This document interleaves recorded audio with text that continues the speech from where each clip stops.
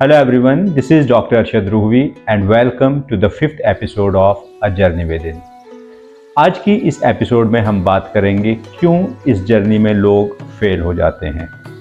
जी हाँ, ये हमारा आज का मेन टॉपिक होगा। इसके अलावा आज के सेशन में हम कुछ साइकोलॉजिकल टिप्स पर बात करेंगे, कुछ ऐसे टिप्स जो कि आपको इमोशनल और स्पिरिचुअल ग्रोथ में हेल्प कर सकते हैं, उन पे बात होगी। अगर आप फर्स्ट टाइम हमें ज्वाइन कर रहे हैं तो इससे पहले आने वाली 4 एपिसोड्स को ज़रूर देख लीजिए, उनका लिंक डिस्क्रिप्शन में मौजूद है। इस जर्नी का मकसद है कि इंसान अपने इनर को एक्सप्लोर करे।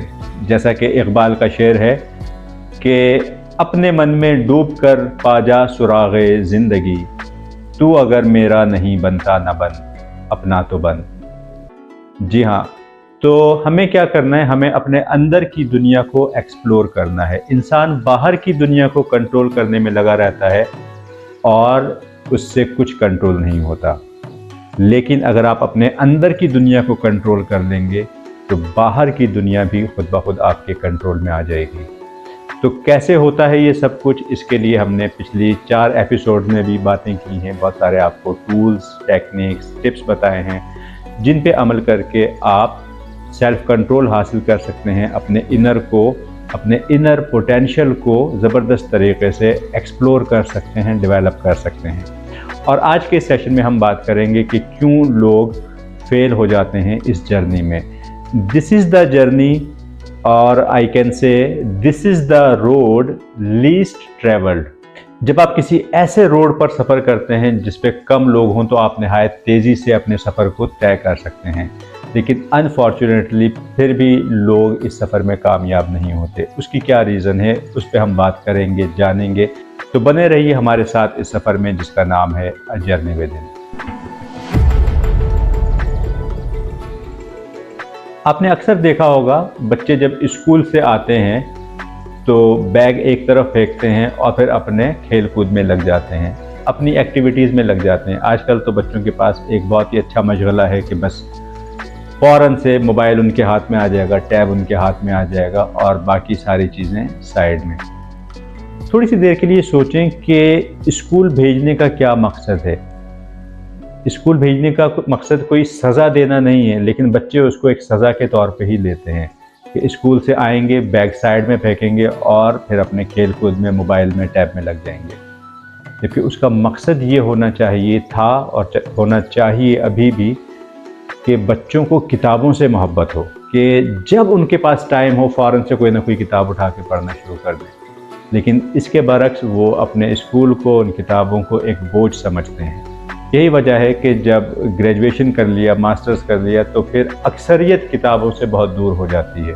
जबकि कामयाब तरीन लोग वो होते हैं जो किताबों को अपना दोस्त रखते हैं। बिल्कुल यही चीज़ इस सफ़र में भी लागू होती है। इस सफ़र में अ जर्नी विदिन। अक्सर लोगों की ये शिकायत होती है कि मेडिटेशन सही से नहीं होता, या अगर मेडिटेशन हो भी जाए तो फिर बाकी जो मामलात हैं, जो रूटीन है हमारे दिन की, वो सही नहीं गुजरती।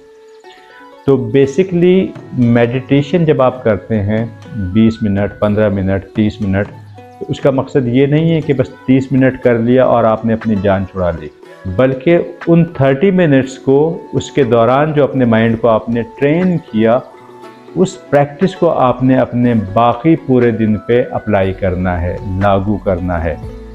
कैसे करना है? फॉर एग्ज़ाम्पल एक सिंपल सा मेडिटेशन है, ब्रीदिंग मेडिटेशन। अगर आप ब्रीदिंग मेडिटेशन करते हैं, उसमें अपनी ब्रीदिंग को फोकस करते हैं।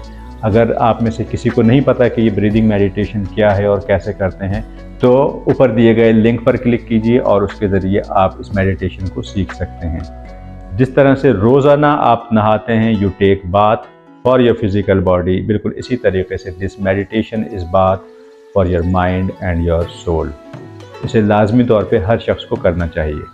तो जब आप मेडिटेशन करते हैं तो उसमें आप अपने माइंड को ट्रेन करते हैं कि आप एक पॉइंट पर फोकस हो जाएं, उस चीज़ पर, उस नुक्ते पर फोकस हो जाएं।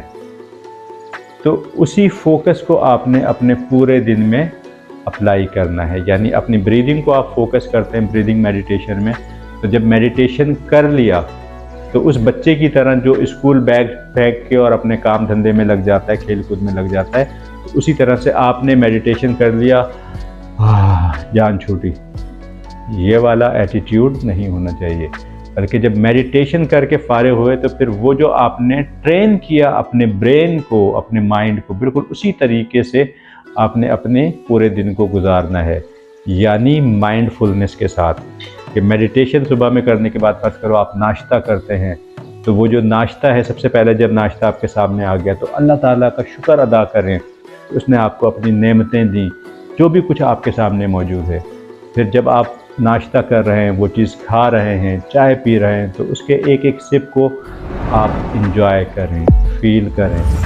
फिर आप अगर आराम करते हैं तो उस आराम करने को इंजॉय करें, एक एक मोमेंट को फील करें, प्रेजेंट मोमेंट में रहें। तो बेसिकली जब आप पूरा दिन इस तरीके से गुजारेंगे, अगर आप कहीं जाते हैं तो जब आप चल रहे हैं तो उसमें आपके कितने मसल्स इन्वॉल्व हैं, ठीक है, आप क्या फील कर रहे हैं, एक एक चीज़ को आपने क्या करना है, फील करना है, एक्सपीरियंस करना है, एंजॉय करना है। तो फिर आप माइंडफुल लिविंग पर आ जाएंगे, यानी प्रेजेंट मोमेंट में रहना शुरू कर देंगे। फिर अब अगर पास्ट की कोई थॉट आपके माइंड में आएगी या फ्यूचर से रिलेटेड कोई थॉट आपको तंग करेगी, तो आप उसको इंटरटेन नहीं करेंगे, आप उसको झटक देंगे, आप प्रेजेंट मोमेंट में रहेंगे। तो इस तरह से आप देखें कि जो आप मेडिटेशन कर रहे हैं, जब उसी प्रैक्टिस को, उसी ट्रेनिंग को आप अपने पूरे दिन में अप्लाई करेंगे तो आपकी क्वालिटी ऑफ लाइफ इम्प्रूव होना शुरू हो जाएगी। उसका इम्पैक्ट ये होगा कि आपकी रोज़मर्रा ज़िंदगी में उसके आपको नताइज मिलना शुरू होंगे, आपकी प्रोडक्टिविटी बेहतर होगी और आप नेक्स्ट लेवल पे पहुंचेंगे। क्योंकि इसका मकसद ही ये है, इन चीज़ों का मकसद ही ये है कि आप अपनी ज़िंदगी को बेहतर तरीके से गुजारना शुरू करें। फिर उसके बाद में एक रिग्रेट होता है जो कि अक्सर लोगों की ज़िंदगी में शामिल है। अक्सर लोग इससे डिस्टर्ब होते हैं कि पास्ट को सोच के वो कहते हैं कि हमने कुछ नहीं किया, अचीवमेंट्स नहीं है, मौक़े बहुत थे, बहुत कुछ कर सकते थे, नहीं कर सके। तो थोड़ी सी देर के लिए सोचें कि कब्रिस्तान में कितने ऐसे लोग हैं जो कि टॉप परफॉर्मर्स थे, दुनिया से चले गए तो क्या हुआ। इतने बड़े बड़े बिजनेसमैन थे, दुनिया से चले गए तो क्या हुआ। असल जो चीज़ है वो ये है कि क्या आप अपनी ज़िंदगी से मुतमईन हैं, क्या अल्लाह ताला आपसे राज़ी है।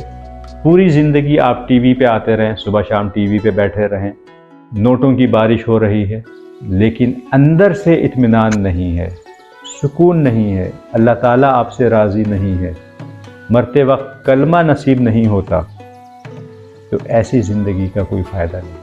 इस तरीक़े से ज़िंदगी गुजारें कि अल्लाह ताला आपसे राज़ी हो।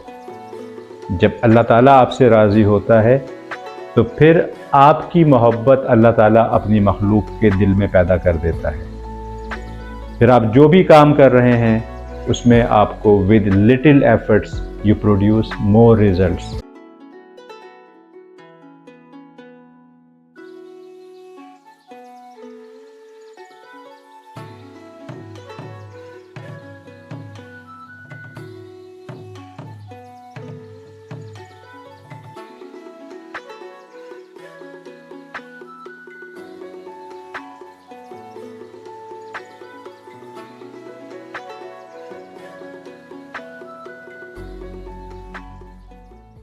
तो हमारी ज़िंदगी का सबसे बड़ा मकसद ये होना चाहिए कि अल्लाह ताला हमसे राज़ी रहे, और फिर उसी बड़े मकसद के तहत हम अपनी ज़िंदगी में बड़े बड़े गोल सेट करें और उन पे एक्शंस लें।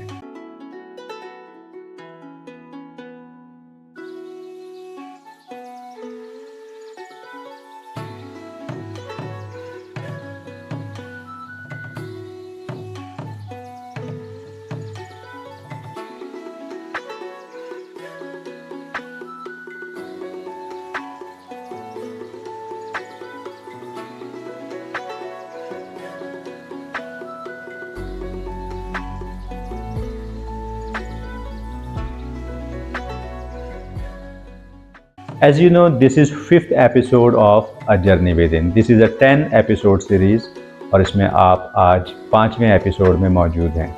पिछले 4 एपिसोड्स में भी बहुत सारी चीज़ें सीखी, बहुत सारी चीज़ें आप लोगों ने एक्सप्लोर की होंगी, लेकिन ईमानदारी से बताइए कि क्या आपने उन सारी चीज़ों को अप्लाई करना शुरू किया? नहीं। बहुत कम लोग होंगे जिन्होंने अप्लाई करना शुरू किया। अगर आपने उन चारों एपिसोड्स में बताई गई चीज़ों पे अमल शुरू किया तो अपना नाम हमें कमेंट में ज़रूर बताइए।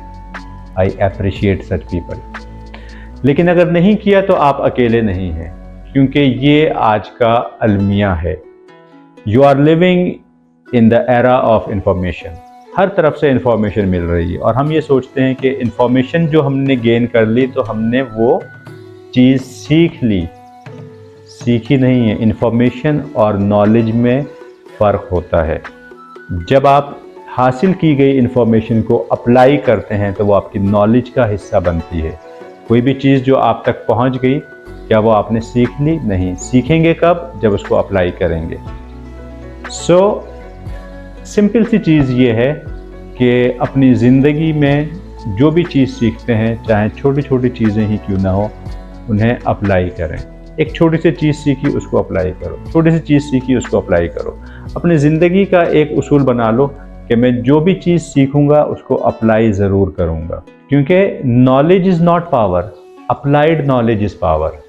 सिर्फ आप सीखते रहेंगे, जानकारी हासिल करते रहेंगे, इंफॉर्मेशन आप तक पहुंचती रहेगी तो अंदर एक वैक्यूम क्रिएट हो जाएगा, एक हॉलो स्पेस बन जाएगी, एक खला पैदा हो जाएगा और ये आपके लिए डेवस्टेशन का सबब बनेगा। अ जर्नी विद इन में आज आप ये कमिटमेंट कीजिए कि हम छोटी सी चीज़ भी अगर सीखेंगे तो उसे अप्लाई ज़रूर करेंगे। और अप्लाई क्यों करेंगे? क्योंकि we want to become better and better day by day in every way. तो अगर आपने अप्लाई नहीं करना, मत देखें उस चीज़ को। जब आपकी नीयत हो कि मैंने 100% अप्लाई करना है, तभी आप उस चीज़ को देखें। अपने आप को लिमिटेड कर दें, बहुत ज़्यादा चीज़ें ना देखें। ठीक है, आप YouTube को कंज्यूम नहीं कर रहे, YouTube आपको कंज्यूम कर रहा है। तो इसको सही तरीके से वाइजली इस्तेमाल करना शुरू कीजिए।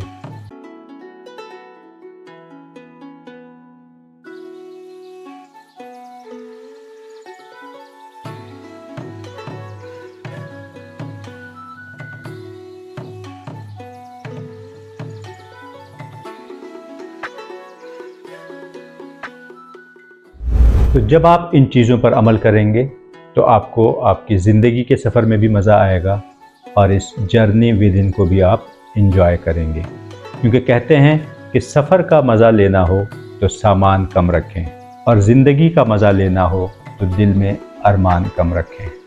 तजुर्बा शाहिद है, मट्टी की पकड़ बहुत मजबूत होती है। संगे मरमर पे तो हमने फिसलते देखे हैं बहुत से लोग।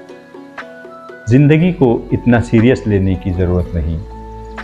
दुनिया से ज़िंदा बचकर कोई भी नहीं जाएगा। जिनके पास सिक्के थे वो मज़े से भीगते रहे बारिश में, और जिनकी जेब में नोट थे वो छत तलाश करते रह गए। पैसा इंसान को ऊपर ले जा सकता है, लेकिन इंसान पैसा ऊपर नहीं ले जा सकता, क्योंकि ना कब्र में तिजोरी होती है और ना कफन में जेब। कमाई छोटी या बड़ी हो सकती है, लेकिन घर में पकी रोटी एक ही साइज़ की होती है। इंसान की चाहत है उड़ने को पर मिलें, और परिंदों की चाहत है रहने को घर मिले। छोटी छोटी बातें दिल में रखने से बड़े बड़े रिश्ते कमज़ोर हो जाते हैं। कभी पीठ पीछे आपकी बात चले तो घबराना मत, क्योंकि बात उन्हीं की होती है जिनमें कोई बात होती है। आखिर में इस एक छोटी सी स्टोरी पे आज के इस सफ़र को हम ख़त्म करते हैं कि एक जंगल से एक शख्स गुज़र रहा था। उसे एक नहायत ही खूबसूरत परिंदा नज़र आया। उसने आगे बढ़कर उस परिंदे को पकड़ लिया। जैसे ही उस परिंदे को पकड़ा, उस आदमी की हैरत की इंतहा ना रही कि उस परिंदे ने कहा कि भाई मुझे क्यों पकड़ते हो, मुझे छोड़ दो, मैं तुम्हें 3 ऐसी नसीहतें करूँगा, तुम्हारी ज़िंदगी बदल जाएगी। वो आदमी बड़ा हैरान हुआ उस परिंदे की गुफ्तगू सुनकर। उस परिंदे ने कहा, तुम मुझे छोड़ दो, मैं तुम्हें 3 नसीहतें करूँगा। पहली नसीहत उस वक्त करूँगा जब तुम मुझे छोड़ोगे। दूसरी नसीहत उस वक्त करूँगा जब मैं उस दरख्त के पास पहुँच जाऊँगा। और तीसरी नसीहत उस वक्त करूँगा जब मैं उस दरख्त के टॉप पर पहुंच जाऊंगा।